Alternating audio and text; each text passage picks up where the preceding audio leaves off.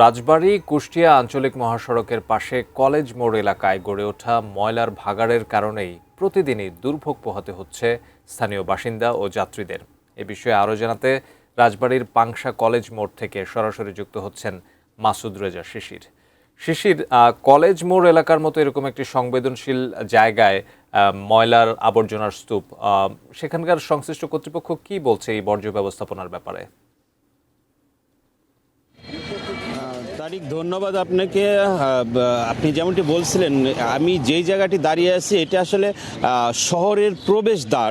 এটা আঞ্চলিক কুষ্টিয়া এবং রাজবাড়ী আঞ্চলিক যে মহাসড়ক, সেই মহাসড়ক থেকে পাংশা শহরে ঢোকার যে প্রধান জায়গা সড়ক, সেটি কিন্তু আসলে এইটা। এই জায়গায় একদম কলেজ মোড় নামক একটি জায়গা, সেই কলেজ মোড়ের একদম 100 গজের মধ্যে একটি এই যে ময়লার যে ভাগাড়টি করা হয়েছে, এই ময়লার ভাগাড়ের জন্য আসলে এই জায়গার মানুষ খুবই অস্বস্তিতে আছে। আমরা যখন কথা বলছি আসলে আমরা নিজেরাও ঠিকমতো কথা বলতে পারছি না।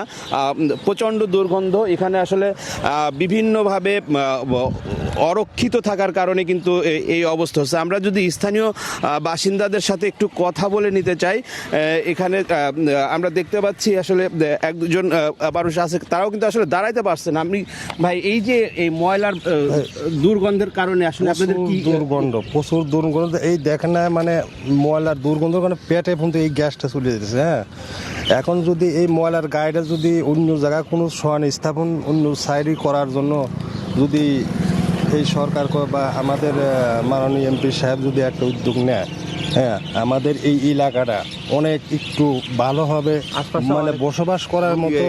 এই যে এখানে একটা বিল্ডিং দেখেন, তার সব সময় তার দুর্গন্ধ তার বাড়িতে যাইতেছে। এখানে একটা বাসা বাড়ার জন্য কেউ আসতেছে না। হ্যাঁ, এইভাবে হলে তো এই মনটা চলে না, জামযোগ মত হচ্ছে না। যেমনটি শুনছিলেন, আসলে এই জায়গার যে সমস্যা, এই সমস্যা আসলে প্রকট আকার ধারণ করেছে। এই ময়লার স্তূপটা এখান থেকে যদি স্থানান্তর না করা হয়, তাহলে এই জায়গার বাসিন্দাদের আসলে চরম ক্ষতি হচ্ছে, বিশেষ করে বিভিন্ন রোগ বালাইতে কিন্তু তারা আক্রান্ত হচ্ছে। এই ছিল তারিক আমার কাছে রাজবাড়ির পাংশা থেকে, ময়লার বাগার থেকে সর্বশেষ।